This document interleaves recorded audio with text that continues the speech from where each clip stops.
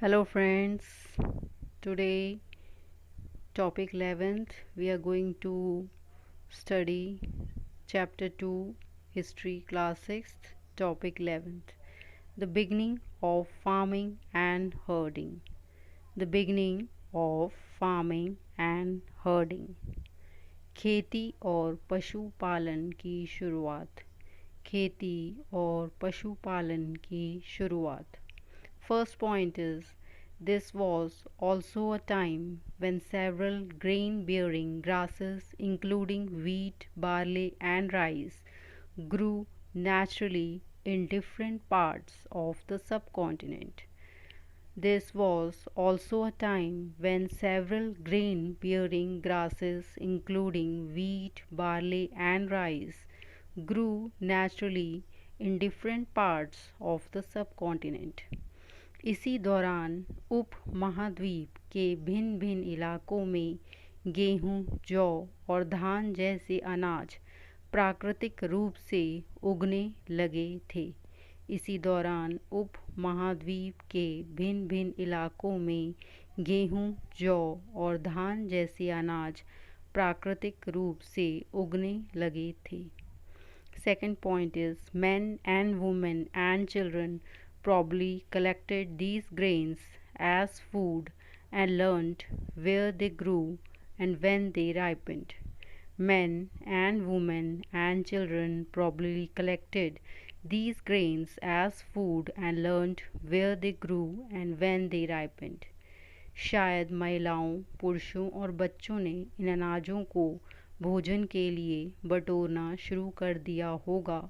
साथ ही वे यह भी सीखने लगे होंगे कि यह अनाज कहाँ उगते थे और कब पककर तैयार होते थे. शायद महिलाओं, पुरुषों और बच्चों ने इन अनाजों को भोजन के लिए बटोरना शुरू कर दिया होगा. साथ ही वे यह भी सीखने लगे होंगे कि यह अनाज कहाँ उगते थे और कब पककर तैयार होते थे. Third point is this may have led them to think about growing plants on their own. This may have led them to think about growing plants on their own. ऐसा करते करते लोगों ने इन अनाजों को खुद पैदा करना सीख लिया होगा. ऐसा करते करते लोगों ने इन अनाजों को खुद पैदा करना सीख लिया होगा. In this way, people became farmers. In this way, people became farmers. इस प्रकार वे धीरे धीरे कृषक बन गए होंगे. इस प्रकार वे धीरे धीरे कृषक बन गए होंगे. Fifth point, people could also attract and then tame animals by leaving food for them near shelter.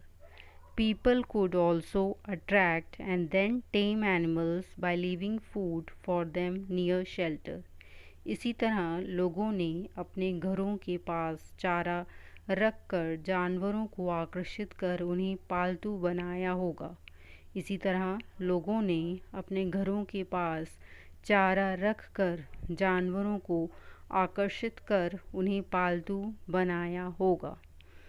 The first animal to be tamed was the wild ancestor of the dog. The first animal to be tamed was the wild ancestor of the dog. Of the dog. सबसे पहले जिस जंगली जानवरों को पालतू बनाया गया वह कुत्ते का जंगली पूर्वज था.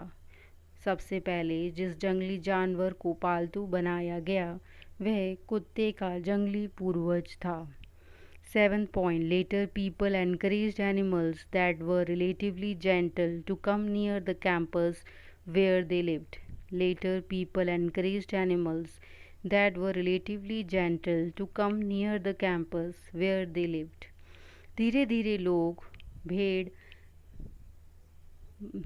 धीरे धीरे लोग भेड़, बकरी, गाय और सूअर जैसे जानवरों को अपने घरों के नज़दीक आने को उत्साहित करने लगे. धीरे धीरे लोग भेड़, बकरी, गाय और सूअर जैसे जानवरों को अपने घरों के नज़दीक आने को उत्साहित करने लगे। Eighth point, these animals such as sheep, goat, cattle and also the pig lived in herds and most of them ate grass. These animals such as sheep, goat, cattle and also the pig lived in herds and most of them ate grass. ऐसे जानवर झुंड में रहते थे और ज़्यादातर घास खाते थे। ऐसे जानवर झुंड में रहते थे और ज़्यादातर घास खाते थे। Ninth point, often people protected these animals from attacks by other wild animals.